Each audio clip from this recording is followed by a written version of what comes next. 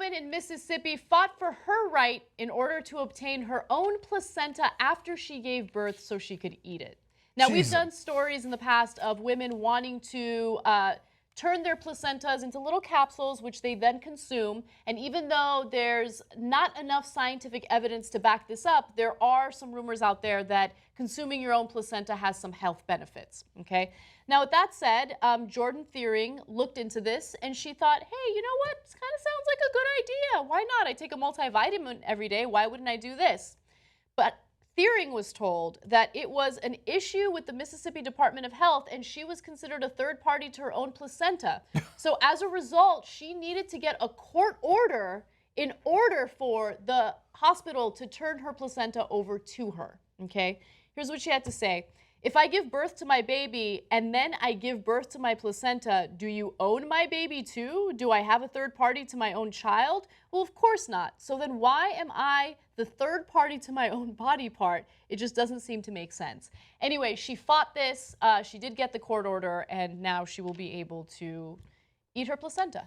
Good for her. Good for her. But I do think it brings up an interesting question about our own bodies and what we can and can't take ownership of. So let's go through all the different things here. Number one, I love how conservatives say, I don't want big government. And they're like, give me your placenta. The government owns that placenta through the hospital. You don't own it, okay? You don't own your own body parts.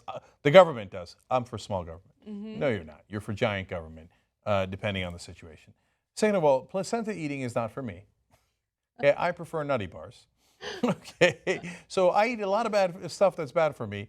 Maybe the placenta would be better for me, right? But I've chosen not to eat that.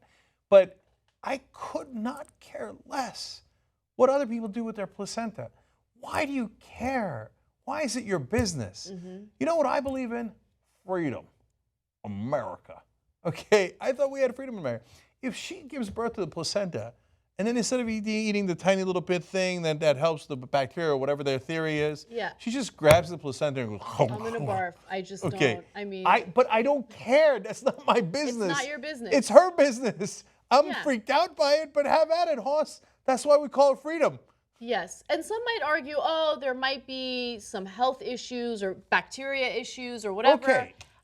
But the state of Mississippi has referred to this as a non-hazardous material, right? So if the state government has deemed it a non-hazardous material, why is it such an issue for someone to consume their own placenta? I don't know. But even more importantly, if it is a hazardous material and someone decides that they want to consume it, isn't it the definition of liberty to just let people do what they want to do to themselves? Yeah, if somehow her eating the placenta is going to affect other people and create a health hazard for others, then you've got a perfectly good point because it affects others. I don't know if you know this. I know that they claim that a fetus is alive, that a zygote's alive. A placenta is definitely not alive. It's an afterbirth, okay? It is not the birth. It is not the kid, right? It is not a living, sentient thing. And it is clearly part of her body. It was inside her. Right? So as long as it does not create a health hazard for anyone else, why do you care? Why are you bringing your weird thousands of year old laws that you can't even interpret? Does it really talk about placentas in the Bible?